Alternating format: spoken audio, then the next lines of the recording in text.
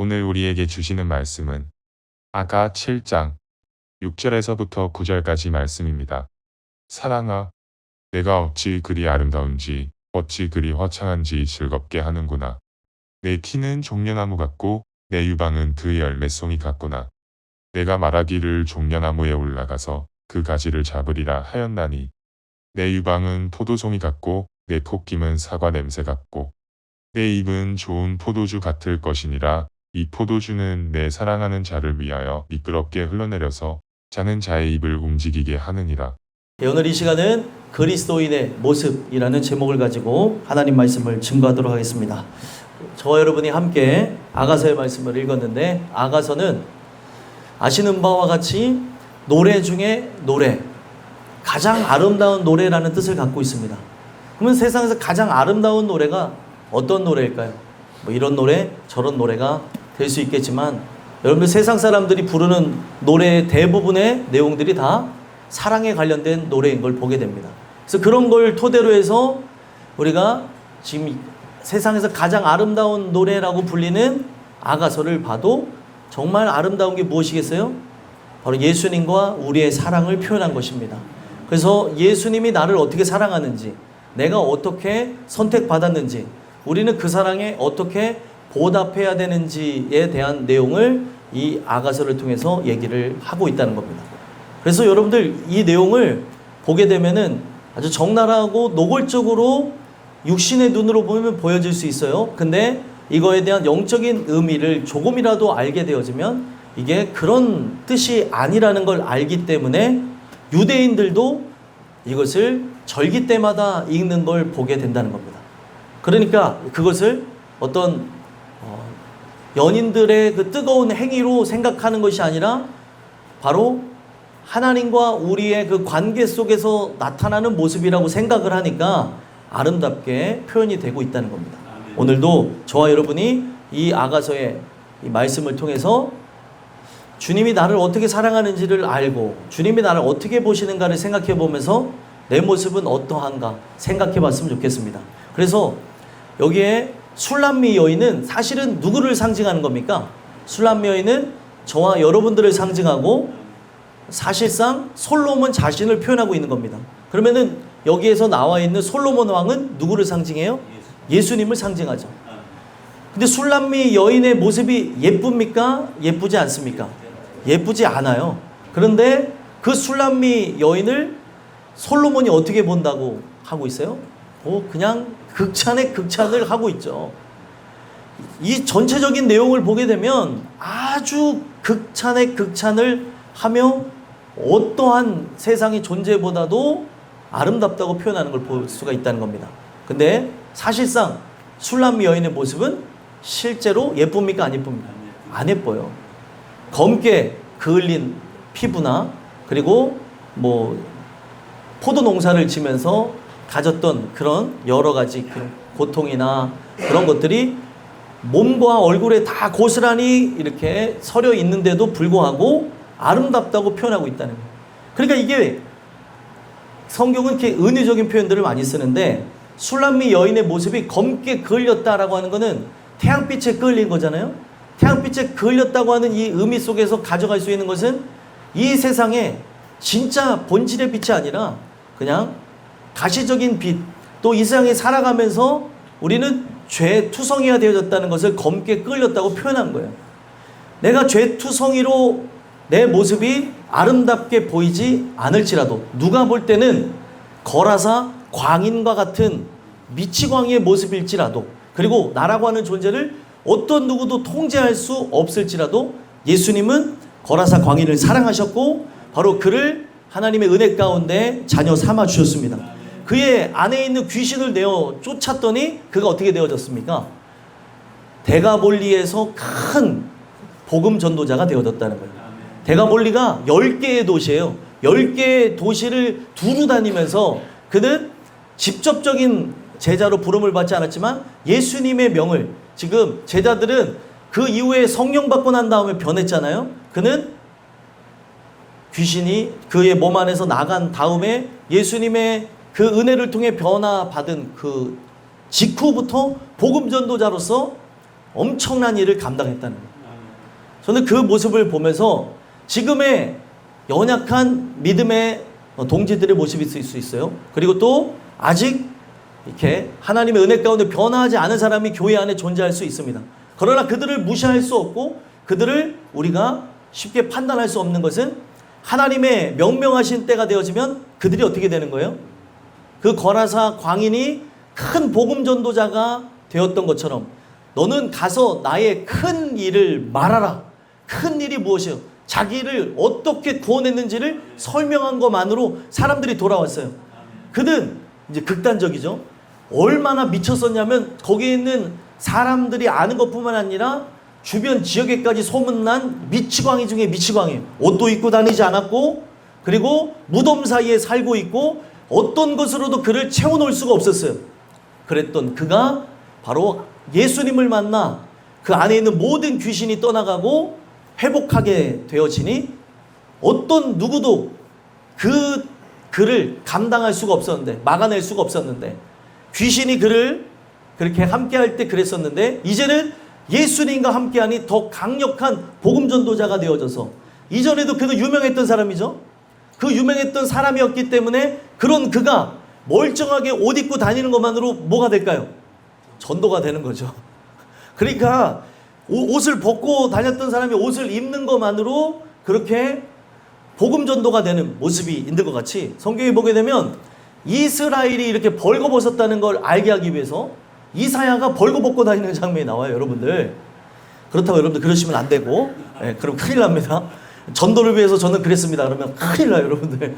근데 그 사람은 어쨌든 미쳤으니까 그랬다가 은혜를 받으니 사람들이 전의 모습을 다 기억했는데 이제는 옷을 입은 것만으로도 어떻게 해서 저가 그렇게 됐느냐? 예수라고 하는 분, 하나님의 아들을 만나서 그렇습니다. 이것만으로 그들이 예수를 쫓는 또 한 사람이 되어졌다는 거예요. 그들이 이제 구원받는 문제는 그 다음 문제고 예수님을 만나려고 그 대가볼리에서부터 막 사람들이 몰려가게 되어졌다는 거예요. 오늘 여러분들과 저의 모습은 그런 광인의 모습이었을 수도 있고요. 그리고 지금도 광인의 모습처럼 내가 사탄에 소유되어진 것처럼 살아갈 수도 있습니다. 그러나 진짜 땅 주인이 나타나면 거기에 그 땅을 뭘로 지었든지 간에 불법으로 사용했다면 다 언제까지 철거하세요? 하면 철거해야 됩니까? 안 합니까? 해야 돼요. 그러니까 지금 사탄을 불법 점유하고 있는 사람들이 많아요. 여기 보면은 지금 점거되신 분들이 없는 것 같긴 한데 있다 그러면 큰일 나죠. 없어요. 믿음의 눈으로 봐야죠. 그죠? 믿음의 눈으로 보면 없습니다. 그러면 하나님의 때가 딱 이르게 되면 어떻게 되는 거예요? 변하게 되는 거예요. 그러면 그가 그 전에 와, 저 사람이 이런 일을 할 수 있었을까 했던 그 사람이 은혜를 통해서 귀한 일들을 감당해 나갈 것이라 믿습니다. 그렇게 바로 술람미 여인을 솔로몬이 선택했던 것이고 오늘도 여러분들과 제가 선택받아서 이 자리에 온 것이에요. 이 자리에 아무나 올 수 있는 게 아닙니다, 여러분들. 수많은 교회가 있는데 이 땅끝교회 왔다는 것은 하나님이 여러분들을 사랑한다는 증거예요. 그러면 다른 교회 간다는 것은 사랑하지 않는다는 거냐? 그런 얘기는 아닌데 이 교회에 오는 것은 다른 문제라는 거죠. 오늘 이 주시는 이 부분 속에서 여러분들과 제가 바로 솔로몬이 사랑했던 술람미 여인의 그 모습을 토대로 해서 성경은 그리스도인의 모습을 설명해 주고 있는데 과연 내 모습은 어떠한가 살펴보시고 주시는 은혜를 통해서 정말 하나님이 바로 나를 어떻게 보시는가, 예수님이 나를 어떻게 보시는가, 성령 하나님이 나를 어떻게 받아들이시고 있는가를 여러분들 성경을 통해서 돌아보심으로 우리들의 모습이 진짜 예수님이 사랑하는 누군가를 보듯이 그 누군가가 누구예요? 그게 나야 이렇게 말씀하셔요. 그게 나야 이래야죠. 그런 은혜들이 여러분들에게 있게 되기를 간절히 소망합니다. 그래서 말씀에 보시면은 6절에 사랑아 내가 어찌 그리 아름다운지 하면서 시작을 해요. 이 사랑아 라고 하는 것은 누구에게 하는 말이에요? 지금 솔로몬이 술람미 여인에게 하는 거예요. 그러면은 이것이 바꿔서 말하면 예수님이 지금 누구한테 하는 얘기예요? 나한테 하는 얘기가 돼야 되는 거죠. 예수님은 그 애칭을 많이 불렀어요. 이 술람미 여인에게 뭐라고 불렀습니까? 내 사랑하는 비둘기야 라고도 막 부르는 거예요. 여러분들 그렇게 불리지 않으세요? 그렇죠. 나의 피앙세 뭐 이러면서 예, 그런 거고 아이들이 또 엄마 아빠를 보면서 나의 히어로 뭐 이런 안 그래요?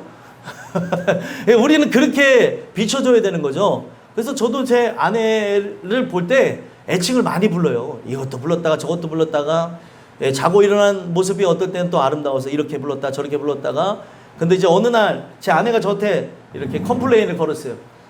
왜 근데 그 많은 것들 중에 왜 자기를 다 동물에 비유하냐. 그래서 미안하다. 그러니까 뭐 동물이 갖고 있는 그 특징들 그 아름다운 귀여움이 있잖아요. 그래서 제가 그렇게 표현을 했더니 왜 다 동물에 비유했냐고. 그래 이제 어떨 때는 뭐 독수리 같이 생겼다. 이상하죠? 독수리 같이 생겼다. 그 모습이 되게 용맹이 있고 능력해 보일 때 그렇게 하고 또 어떨 때는 또 여우 같다고도 하고 막 그래요. 제가 뭐 여기까지만 말씀드리는데 지금 여기서 이 솔로몬이 술람미 여인을 향하여서 사랑아라고 이렇게 표현한 거예요. 사랑아. 어찌 그리 아름다운지. 이 어찌 그리 아름답다고 하는 이 표현들 중에서도 어떤 표현이 이 안에 숨겨져 있냐면 밝게 빛나는 아름다움을 갖췄다는 거예요. 그러니까 원어의 의미에는 그게 담겨 있어요. 그냥 아름다운 게 아니라 밝게 빛난 거죠. 왜 밝게 빛날까요? 그가 본질의 빛과 사귐이 있기 때문에.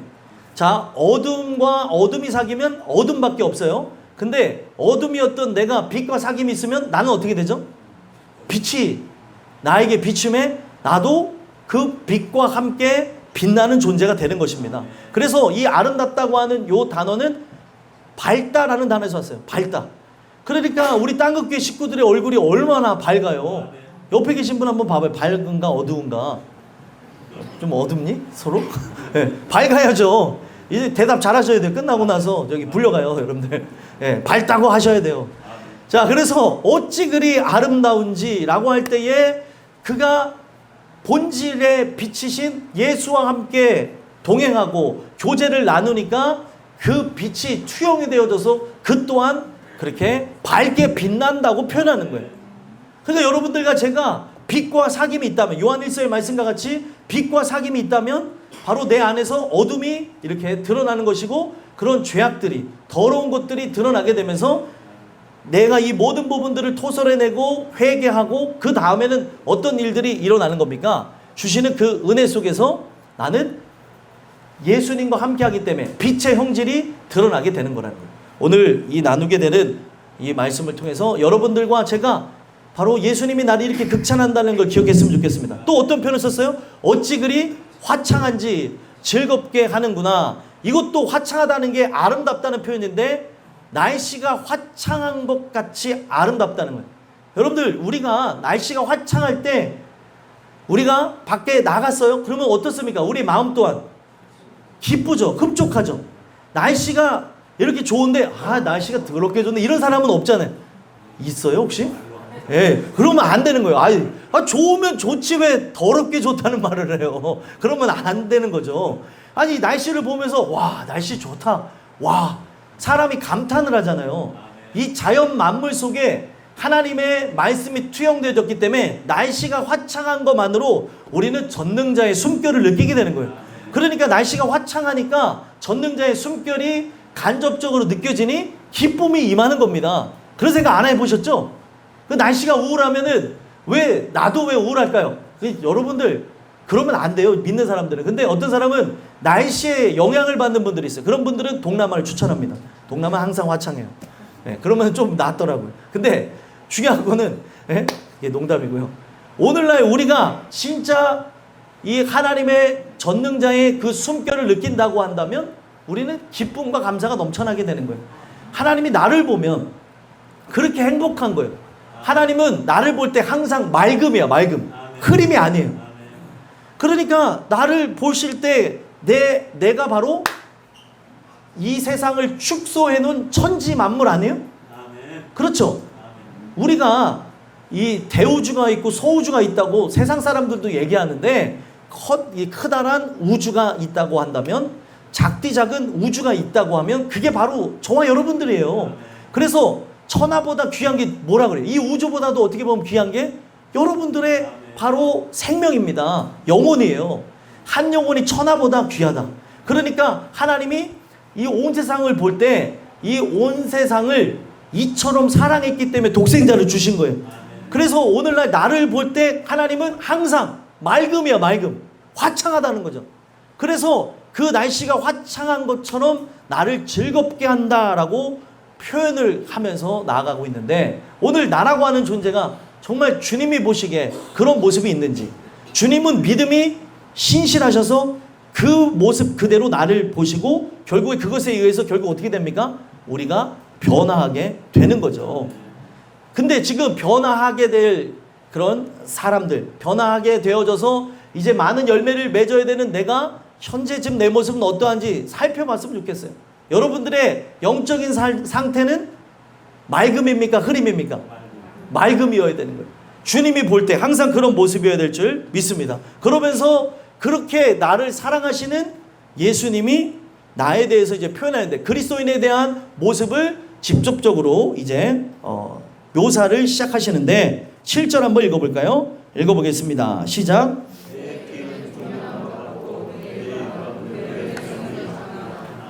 아멘. 이게 모습이에요. 술람미 여인에 대한 모습을 표현한 건데, 이 부분 속에서 이게 육신의 모습이다 보니까 사람들은 육신에 대한 얘기로만 그렇게 가져가게 되는 걸 보게 되는데, 그래서 키가 크다는 걸 종려나무에 비유한 거고, 그리고 지금 이 술람미 여인이 그 풍만하다고 하는 걸 그렇게 표현한 거라고는 누구나 말할 수 있는 겁니다.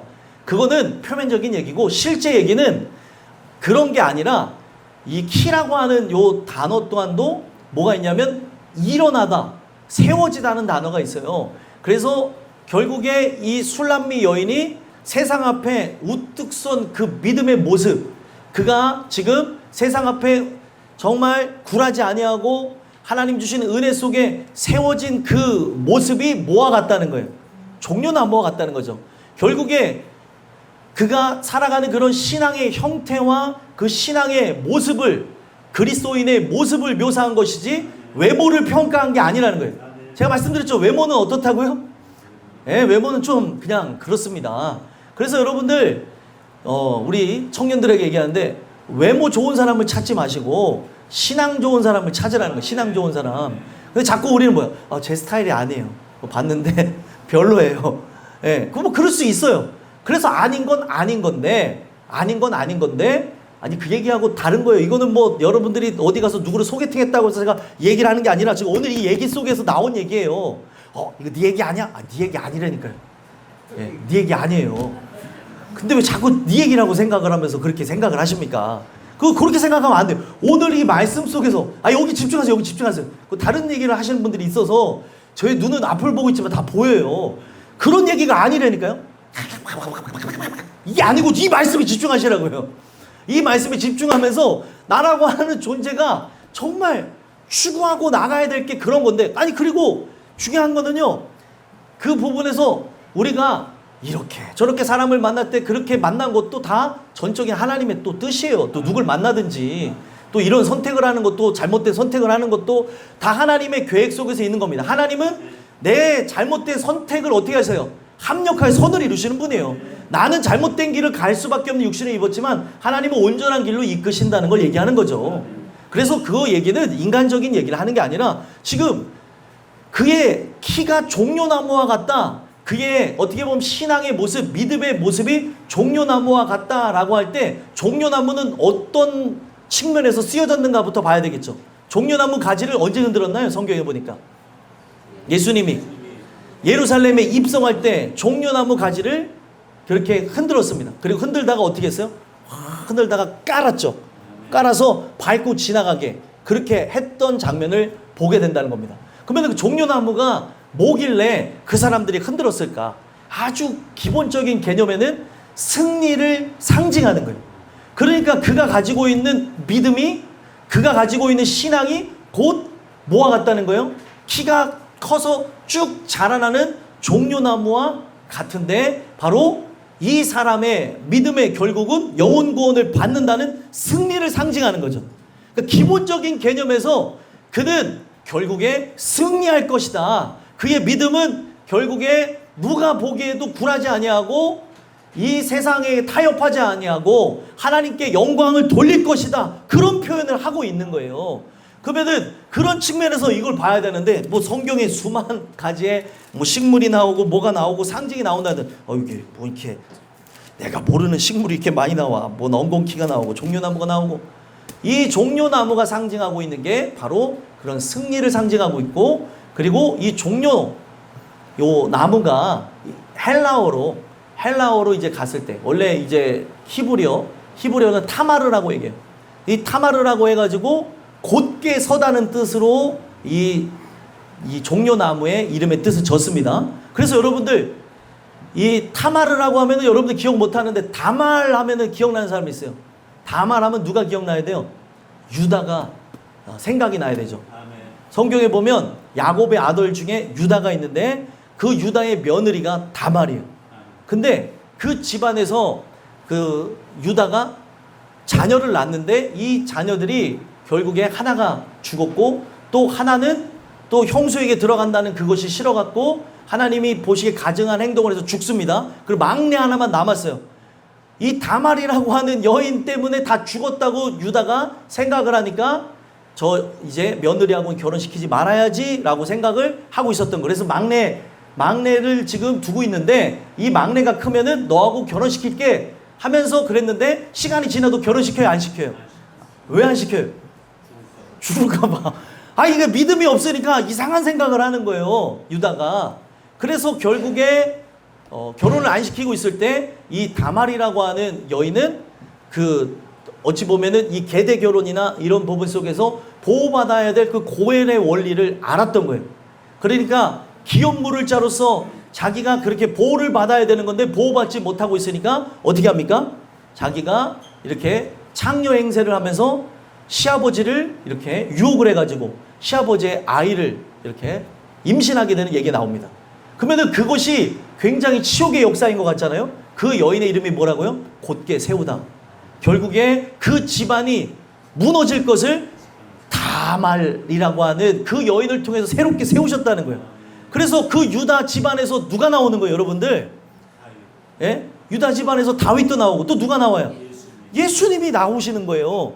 만약에 그 다말을 통해서 자녀가 나오지 않았다면 예수님도 존재하지 않은 거죠. 근데 그 여인은 그렇게 해야 되는 바로 전통보다도 하나님의 말씀을 믿었기 때문에 이 여인이 자기의 모습을 그렇게까지 행세를 하면서까지 그렇게 하는 것으로 집안을 세웠다는 거예요. 그게 이제 종려나무 다말의 그 뜻이에요. 타마르. 근데 이것이 결국에 신약에 가서는 뭐라고 하냐면 포이닉스라는 말이에요. 포이닉스. 어디서 많이 들어본 것 같잖아요. 이 종려나무를 포이닉스라고 하는데 이게 어떤 의미냐면 여러분들 피닉스라는 말 들어보셨어요? 피닉스가 들어보신 분들 있겠지만 못 들어보신 분들 때문에 말씀드리면 피닉스가 불새예요. 불사조. 아니 나무의 이름을 불사조로 지은 거예요. 그 왜 그런가 봤더니 불에 태워도 잘 타지도 않고 탔을지라도 자라나는 게 종려나무래요. 그래서 제가 그걸 보면서 소름이 돋았던 게 뭐냐면 제가 요즘에 식물도 연구하고 동물도 연구하고 이 성경 말씀에 관해서는 이것도 찾아보고 저것도 찾아보고 하는데 아니 예수님이 나를 종려나무 같다고 하는 거는 세상이 나를 핍박하고 환난을 주고 고통을 주고 나를 물 가운데 집어넣고 나를 불 가운데 태울지라도 절대로 죽지 아니하는 게 종려나무 같은 신앙인들이라는 거예요. 그게 바로 우리들의 모습인 거죠. 그러니까 오늘날 우리가 지금 종려나무 같다고 하는 이 솔로몬의 이 표현은 극찬이에요. 나라고 하는 존재는 절대로 세상에 굴한다는 걸 굴한다는 게 아니에요. 굴하지 않고 승리한다는 걸 의미하는 겁니다. 마치 피닉스처럼 불새처럼 불사조 절대로 죽지 아니하는 것이 바로 믿음의 사람들이라는 거예요. 그래서 그들은 나를 고통과 환난 속에 몸은 죽여도 몸은 못 죽인대요. 영혼은 해할 수가 없다고 얘기하는 거예요. 그래서 우리가 두려워해야 될 자가 누굽니까? 몸과 영혼을 우리 모든 부분에서 심판하실 수 있는 바로 주님만 두려워하면 된다는 거예요. 그래서 여러분들과 저에 대한 표현을 이렇게 한 것이고 여기에 내 유방은 그 열매 송이 같구나 라고 하는 것은 종려나무에 맺혀져 있는 열매를 얘기하는 거예요. 우리나라는 종려나무라고 하지만 실제 종려나무라고 하면은 여러분들 마음에 잘 와닿지 않고 이게 대추야자 나무라고 보시면 돼요. 그래서 종려나무에 대추 같은 열매가 맺혀져요. 우리나라에서 보는 대추 같은 거 이렇게 뭉텅이로 하나 막 징그럽게 열릴 정도로 있는데 그거를 먹으면 제가 먹어봤는데 얼마나 맛있게요? 정말 맛있더라고요. 너무 달아요. 그래서 결국에 그 엘림이라고 하는 장소가 성경에 보면 나오잖아요. 그 엘림에 갔더니 뭐가 있어요? 여기 종려나무 70그루와 물샘 12이 있었잖아요. 그러니까 이 종려나무가 뭘 상징하냐면 오아시스를 상징하고 이 나무가 자라난다는 것 자체가 그 땅이 풍요롭다는 걸 상징하는 거예요. 그래서 지금 여기에서 유방은 그 열매송이 같다라고 하는 것은 어떤 풍만한 모습을 상징한 것도 있지만 이거는 그냥 표면적인 거고 실제의 그 열매송이 같다라고 하는 것은 다른 게 아니라 바로 이 키가 우리의 신앙, 그 믿음을 상징하는 거라고 한다면 여기서 맺혀지는 건 뭐예요? 믿음의 열매, 성령의 열매를 상징하는 거예요. 여러분들과 제가 바로 세상 앞에 탐스럽게 열려야 되는 것은 탐욕의 열매, 죄악의 열매가 아니라 성령의 열매, 믿음의 열매, 소망의 열매, 사랑의 열매. 여러분들이 주님을 사랑하는 증거들이 주렁주렁 맺혀져야 될 줄 믿습니다. 그것을 의미하는 거예요. 그래서 여러분들의 삶이 지금 예수님이 바로 우리에게 축복해 주시는 바로 이 말씀을 토대로 해가지고 술람미 여인에게 극찬을 하며 솔로몬이 얘기했듯이 바로 여러분들과 저에게 이와 같은 역사가 있게 되기를 간절히 소망합니다. 그러면서 뭐라고 얘기합니까? 내가 말하기를 종려나무에 올라가서 그 가지를 잡으리라 하였나니. 그러니까 종려나무가 굉장히 그래도 키가 크게 자라나게 되는데 이렇게 자라난다고 하는 이 모습 속에 가지를 잡는다고 하는 이것이 함께 한 곳을 바라다보고 그리고 영원한 것에 대한 소망을 상징하는 거예요. 그러니까 이 종려나무는 어디를 향해서 자라나요? 하늘을 향해서 자라나죠. 하늘을 향해서 올라가며 열매를 맺듯이 바로 지금 솔로몬 또한 그 가지를 잡으려고 같은 마음으로 같은 뜻으로 한 곳을 바라다보면서 올라가겠다라고 하는 걸 표현하고 있는 거예요.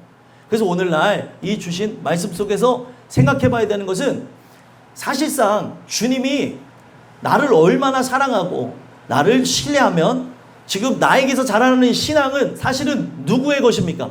예수님의 것이죠. 예수님은 자기를 포도나무로 비유하셨어요. 나는 뭐예요? 가지. 그러면은 포도나무가 자라나면 가지는 자연적으로 자라나고 열매를 맺겠죠. 지금 종려나무가 자라나는 것은 사실은 누구에 의해서 자라나는 거예요? 바로 농부이신 하나님에 의해서 자라나게 되는데 바로 예수님이 우리와 하나가 돼서 우리와 함께 연합하여 그 모든 걸 맞추겠다는 것을 가지를 잡으리라. 내가 가는 곳에 내가 너와 함께 가고 그리고 네가 있는 곳에 내가 있을 것이다. 그런 표현을 하고 있는 거예요. 그러니까 여러분들 이런 표현이 성경에 나와요? 안 나와요? 나와요? 안 나와요? 헷갈려요? 성경에 나오죠. 왜 안 나와요? 창세기부터 나오잖아요. 내가 어디로 가든지 항상 내가 너와 함께 있을 것이라. 아니 그게 바로 올라가서 그 가지를 잡으리라는 말하고 똑같은 거예요. 그것을 지금 이렇게 아름답게 시적으로 표현한 것 뿐이죠. 오늘날 여러분들 우리라고 하는 존재는 목표가 딱 하나예요. 어딜 향해 가는 거예요? 천성을 향해 가는 거죠. 천성을 향해 나아갈 때 출애굽기에 하나님이 많은 힌트를 주셨는데 내가 너보다 앞서 먼저 가리라 이런 말씀했어요.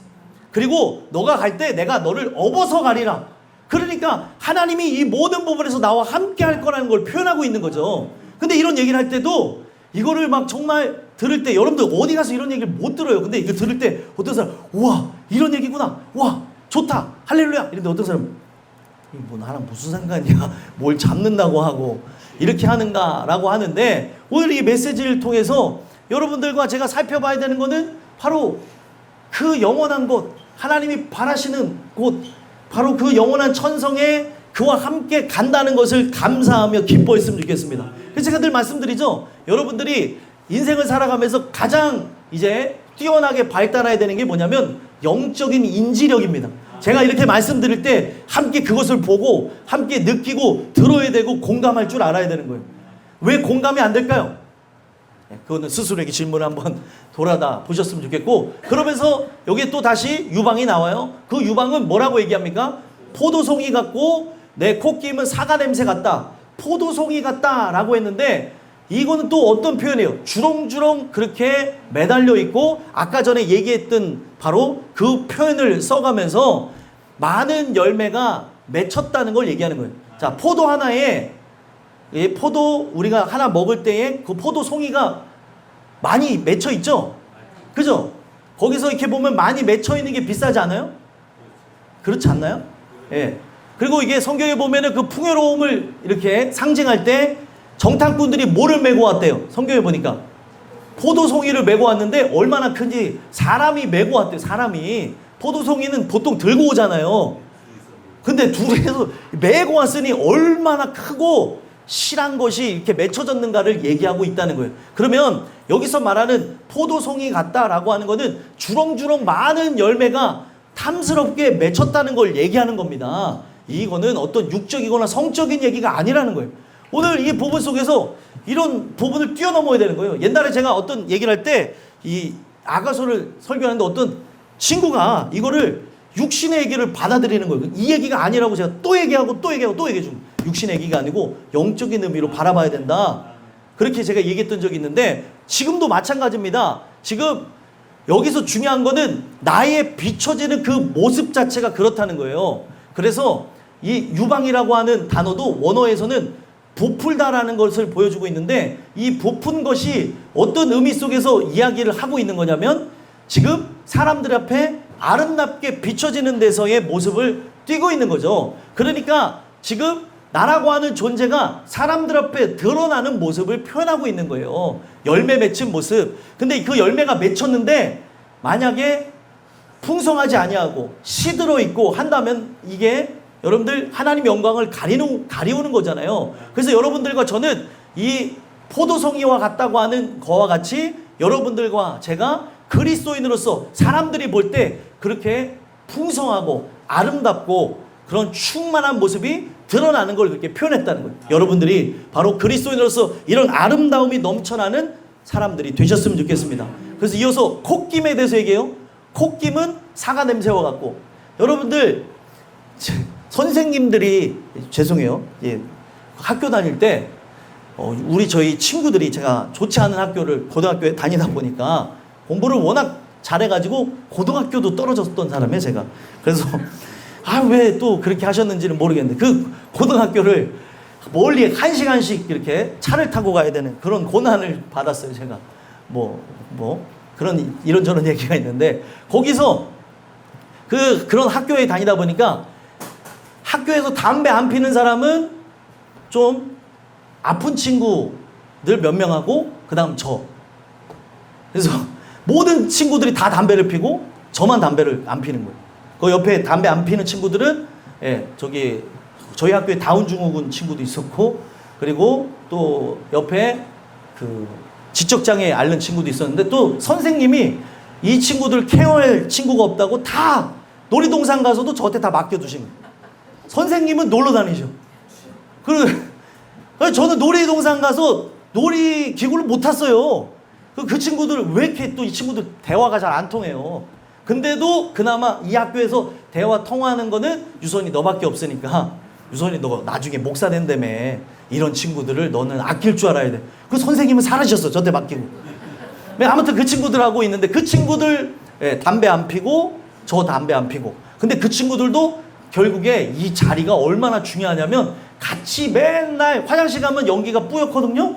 그랬더니 그 친구들도 나중에 담배를 피기 시작하더라고요. 그래서 나중에 담배 안 피는 거는 저 한 사람. 그래서 친구들이 천연기념물이다, 이제 막 그렇게 표현하면서 다녔는데, 이 친구들이 맨날 이제 담배 피고 난 다음에 냄새를 없애고 가야 돼요.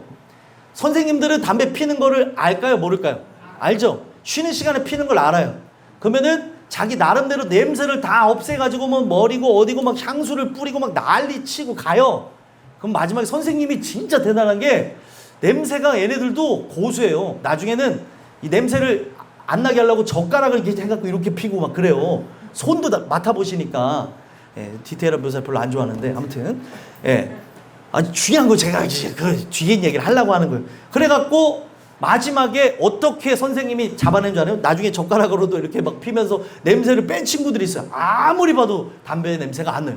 옷도 저기다 벗어놓고 가서 이 아이들이 대단해요. 여기 우통 벗고 이렇게 피고 막 가고 그러는 냄새가 난다고. 대단한 학교 다녔어요, 제가.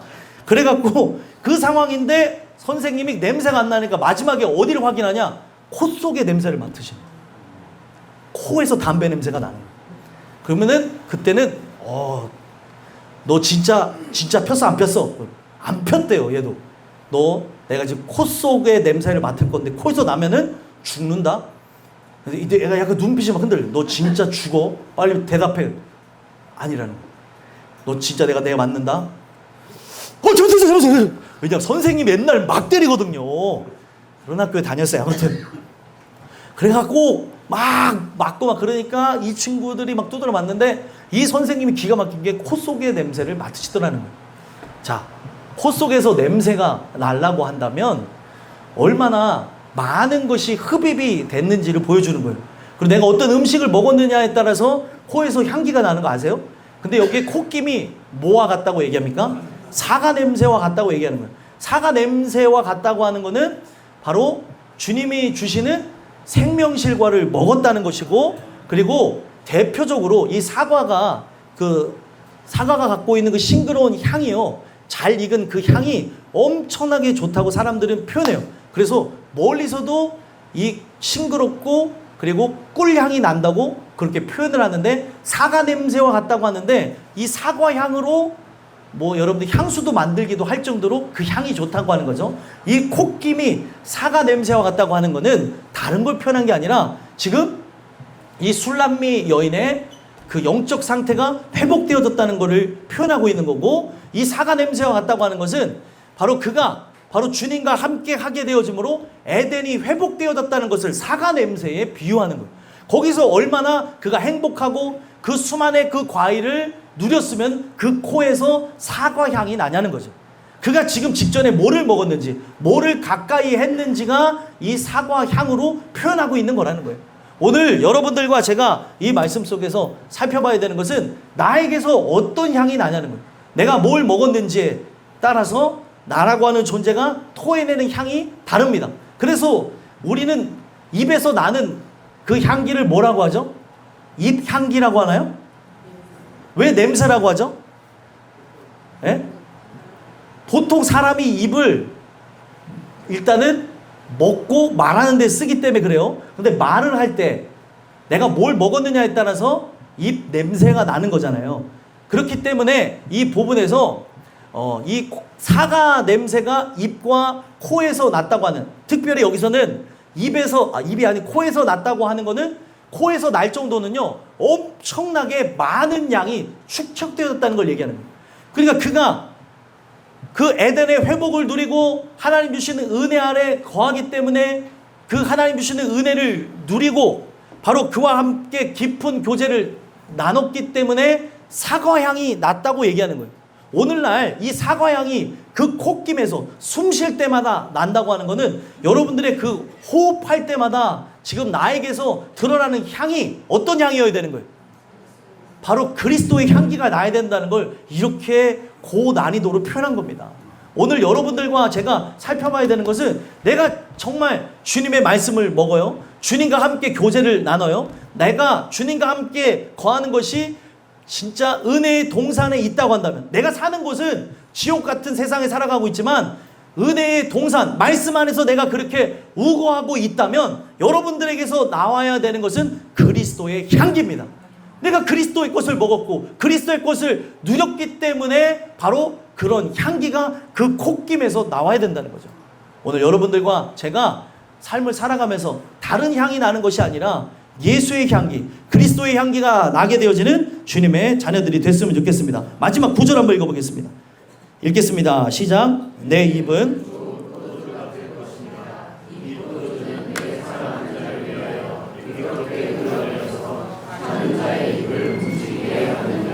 아멘.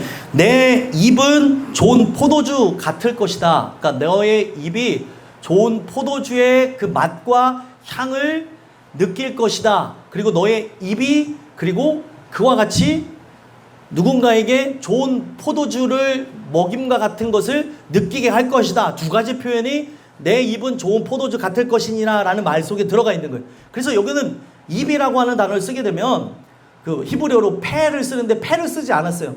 뭐를 썼냐면 여기는 입으로 이렇게 번역을 했지만 실제는 뭘로 되어 있냐면 목구멍이에요. 목구멍. 죄송합니다. 또 표준어를 쓰네. 목구멍. 목구멍은 좋은 포도주 같을 것이나. 여러분들 사람들이 술을 먹을 때 어디로 느끼는 거예요? 예? 입 안으로 느끼잖아요. 우리 교인들은 술 먹어본 사람이 없어서 못 알아들을 줄 알았어요. 그래서 이건 우리는 안 드셔본 사람들만 있으니 무슨 소리인지를 못 알아들었죠. 그죠? 그러니까 이걸 할렐루야. 이게 어떻게 알아들어? 나는 뭔 소리인지 모르겠네. 우선 다 그러고 있어야죠. 그래서 이 모든 걸 입 안으로 느끼고 맨 마지막에 사람들이 좋은 술이라고 하는 거를 평가할 때, 그래서 여러분들 그 뭐라고 해요? 와인 소믈리에. 그 소믈리에들을 이렇게 보게 되면 소믈리에들이 최고의 극찬하는 와인이 목에 넘기는 탁월함이 있어야 돼요. 목 넘김. 목 넘김이 탁월한 거. 저의 입장에선 콜라입니다. 그래갖고 콜라를 이렇게 먹어가지고 우리 교인들의 핀잔을 이렇게 맨날 당하는데, 그러지 말아야죠. 그런 거 먹으면 안 되는데. 그런 것처럼 세상 사람들은 그런 거 자기 목에다가 그런 향을 느끼겠다고 또 거기에 정취를 느끼겠다고 하는데, 이게 다 사실은 영적인 것과 관련되어진 거 아시죠? 이 모든 것들이 다 육신적인 거고 어떤 정욕적인 것임을 보여주고 있습니다. 근데 이 입에 좋은 포도주와 같을 것이다. 이 목에서부터 이 향이 나올 거라고 하는 걸 표현하고 있는 거예요. 그래서 지금 나의 말이 누군가에게, 우리는 말을 하기도 하고 말을 받아 먹기도 하죠. 말을 받는다고도 표현합니다. 그래서 내 입은 좋은 포도주 같을 것이라고 하는 것이 너의 입에서 좋은 포도주를 쏟아낼 거라는 거예요. 좋은 포도주를 쏟아낸다고 하는 것을 우리가 조금만 더 생각해 보면 뭐를 쏟아낸다는 겁니까? 나의 입에서 바로 예수의 복음을 쏟아내고 예수의 피가 바로 그에게 씻김이 있고 능력이 있고 소망이 있다는 것을 그에게 쏟아낸다는 것을 그렇게 좋은 포도주 같을 것이라고 표현한 거예요. 그래서 이 포도주는 내 사랑하는 자를 위하여 미끄럽게 흘러내린다고 얘기해요. 내 사랑하는 자를 위해. 그래서 이 술람미 여인과 그리고 솔로몬과의 교제 속에서 서로가 함께 주고받는 이 대화를 통해서, 여러분 예수 믿는 사람, 정말 성령 충만한 사람과 나누는 대화는 여러분들 좋아요, 나빠요? 여러분들 우리 교인들 중에 있어서 혹시나 지금 저랑 얘기하는데 깝깝하다는 분 있죠? 그거 돌아보셔야 되는 거. 왜 깝깝해요? 깝깝하면 목사님하고 얘기하면 벽하고 얘기하는 것 같아요. 그래 저보고 예배 드리시라는 거죠? 예배 드리라는 거죠? 아멘 하시면 돼요. 맞아요. 예배 드리라는 거예요. 근데 우리가 그런 서로 대화를 하게 되면 이 속에서 말이 곧 뭐라 그랬어요? 예수님이 영이라 그랬죠. 영을 토해내는 거예요. 내 속에 있는 게 쏟아져 나오는 겁니다. 내 속에 뭘 내가 담았는지에 따라서 어떤 사람은 좋은 포도주와 같은 향내나는 정말 주님이 바라시는 달콤한 아름다운 말들을 쏟아내는데, 바로 진리의 말들을 쏟아내는데, 복음을 쏟아내는데, 어떤 사람만 얘기하면 맨날 욕하고 맨날 불평하고 맨날 그 대화만 하면 나도 같이 힘이 빠지고, 나도 대화하면 내가 늘 충만하지 않으면 같이 이게 잡아먹혀지는 경우가 있어요. 어떤 사람만 얘기하면, 어떤 사람이 누군지는 모르겠지만 특정 사람이에요. 불특정 다수와 얘기할 때 어떤 사람은 나에게 힘과 용기를 주고 그리고 소망을 주는 사람이 있어요. 근데 어떤 사람은 절망을 주고 답답함을 주고, 그리고 젊은이들이 말하는 PTSD, 어떤 외상 후 스트레스가 와가지고 얘기하다 보면 내가 진짜 미칠 것 같아, 이런 사람이 있다는 거예요.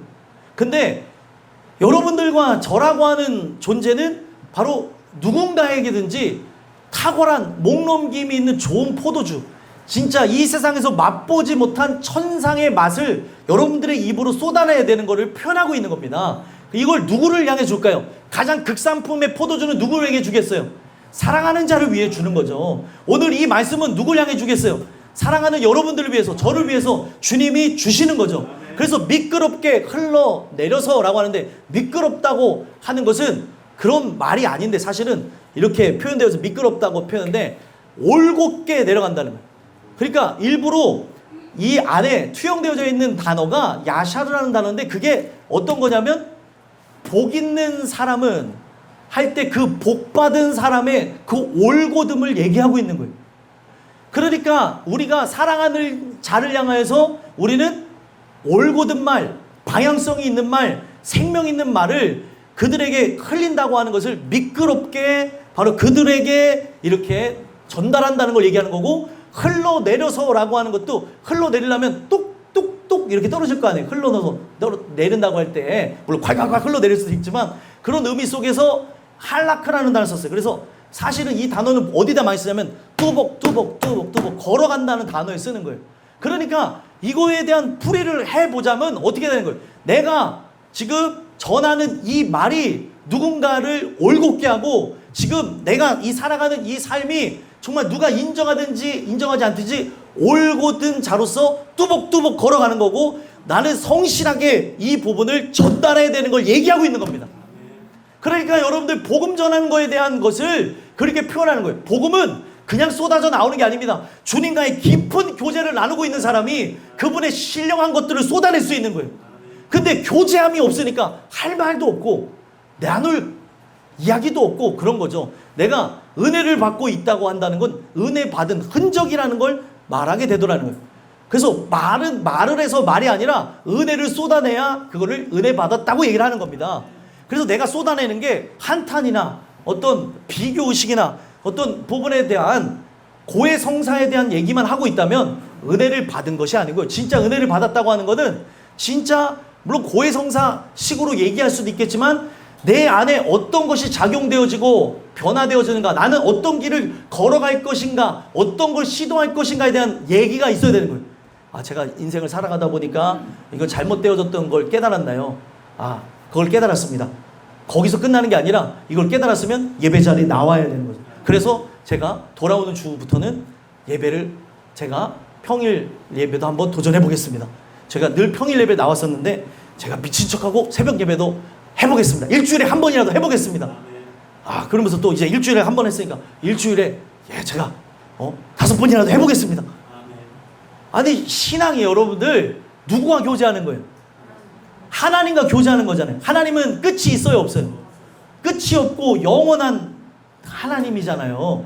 그래서 여러분들 지금 이 얘기하면서 와, 우리 목사님 드디어 시작했다. 또 이제 나를 향하여서 새벽 가스라이팅을 하고 있다.